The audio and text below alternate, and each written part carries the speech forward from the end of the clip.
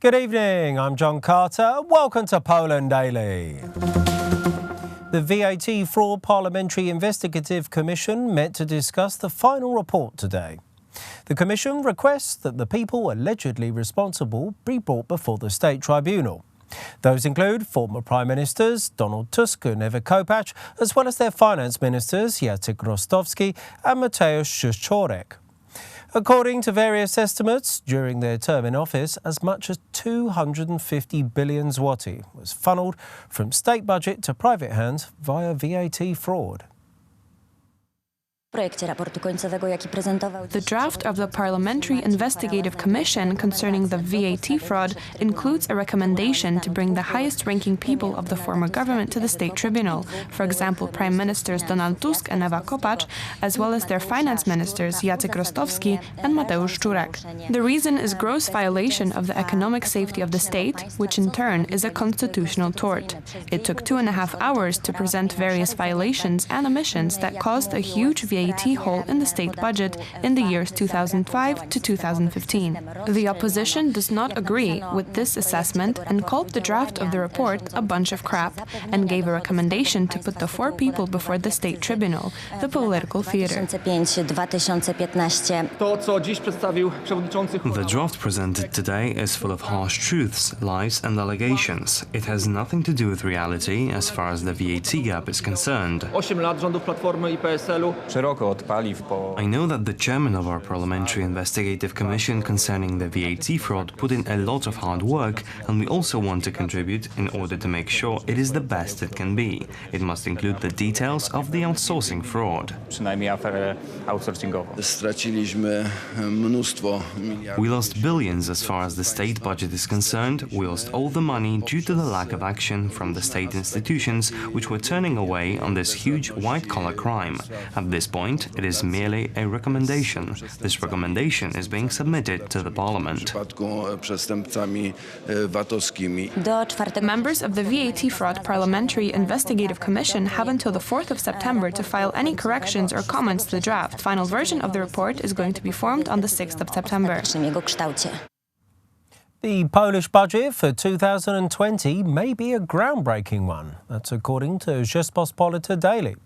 The newspaper stated that for the first time since the political reform of 1989, the budget for the upcoming year will be balanced without any additional borrowing. Tomorrow, the Council of Ministers is to discuss the targets and foundations of next year's budget. Today is the feast of Our Lady of Częstochowa. On this day, thanks are given for Mary's special role in the history of Poland, as well as being an expression of reverence for the image of Mary from Jasna Góra. During the ceremony, Jasna Góra vows of the nation were renewed, arranged by the Primate of the Millennium, Cardinal Stefan Wyszynski. These vows were taken for the first time on August 26, 1956. A homily to thousands of pilgrims was delivered today by the Primate of Poland, Wojciech Polak. Spod oblicza naszej matki proszę. From under the image of our mother, please let us stop these fratricidal feuds. Let us stop fueling disputes and divisions. Let us not provoke one another. Let us respond to hatred and contempt with love. Let us respond with faithfulness to Christ's gospel. I don't know a mother who would agree with hate and divisions in her family. Mary, our mother, does not enjoy the disagreement of her sons. Mary is, after all, an expression of everyday love and unification. These are the words of Cardinal Karol Wojtyła. No one is to be left out, no one is to be rejected, even if he rejects others himself. We should, and we have the right to condemn bad deeds and actions of others, but never the others. No one is allowed to lift a stone today to hurt another person. Christ died for everyone. Powinniśmy i mamy prawo. 60,000 people attended the Metallica concert at the National Stadium in Warsaw last Wednesday. The legendary heavy metal band will be affectionately remembered not only by their fans, but also by the patients, their families and the staff of the Warsaw Hospice for Children Foundation. Metallica donated 222,740 zloty to the Warsaw Hospice for Children Foundation. The famous musicians stressed that the money came from their fans buying tickets for their show. Elżbieta Tokarska, the foundation's associate, admitted that when she first saw the message from the manager of the Metallica Foundation, she couldn't believe it was true. Miss Jessica, the manager of the Metallica Foundation, wrote an email to us saying that the band will be performing a concert on August 21st and that they want to hand us a check before the show. We met at the stadium before the concert and indeed, they gave us a great donation. Thanks to this amazing gift, which we received close to our 25th anniversary, we will be able to do so much more for the children in our care. We are very grateful. The foundation will soon be celebrating its 25th anniversary. The deputy CEO, Wojciech Marciniak, gave us more insight on how the foundation takes care of children. The foundation takes care of terminally ill children at their own homes. When they come back to their homes after their causal treatment has ended, we begin symptomatic treatment. We try to tackle all the unpleasant symptoms of untreatable diseases, like inability to breathe, pain, fear. Metallica also prepared something special for the Polish audience gathered at the stadium as they performed Czesław Niemen's famous anthem Sen o Warszawie or A Dream About Warsaw. Around 60,000 people joined Robert Trujillo in singing.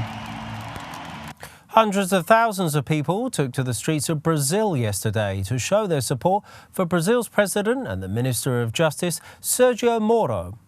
The protesters are upset with the president of the Supreme Federal Court, Dias Toffoli, who has recently decided to abstain from prosecuting a number of representatives of Brazil's liberal economic and political elite. Protesters took to the streets in dozens of Brazil's larger cities. Many feared that influential members of Brazil's judiciary could be tempted to set the country's former socialist president, Luiz Lula da Silva, free, despite serving a long prison sentence for corruption. The dismayed protesters have with the president of the Supreme Federal Court, Dias Toffoli, could also be heard as protesters chanted Fora Toffoli, meaning step down Toffoli. Meanwhile, President Bolsonaro's dispute with French President Emmanuel Macron is escalating. Bolsonaro has taken to Twitter to denounce what he calls Macron's colonial mentality. We can't accept that President Macron fires off deranged and gratuitous attacks on the Amazon while he disguises his intentions behind the idea of an alliance of the G7 countries to save the Amazon, as if we were a colony or no man's land. Macron in turn responded to Bolsonaro taking a swing at Macron's wife. A Facebook user posted a picture comparing the wives of Bolsonaro and Macron, captioned, "Now we can see why Macron persecutes Bolsonaro." Unexpectedly, Bolsonaro himself answered in the comment section, "Don't humiliate the guy, LOL." Extraordinairement irrespectueux à l'égard de mon épouse. And it seems that yesterday Bolsonaro decided it would be a good idea to make comments that were extremely disrespectful about my wife. Sad, first of all, for him and for Brazilians. I think that Brazilians, who are great people, are a bit embarrassed by his behavior and expect for him as president to conduct himself properly. As I have a lot of respect for the people of Brazil, I hope they will very soon have a president who is up to the job. Experts are now wondering whether the relationship between the two presidents is beyond repair. Thank you very much for joining us here this evening at Poland Daily. I'm John Carter. Stay tuned after the break for Poland Daily weather, followed by the culture, the history and finally the travel.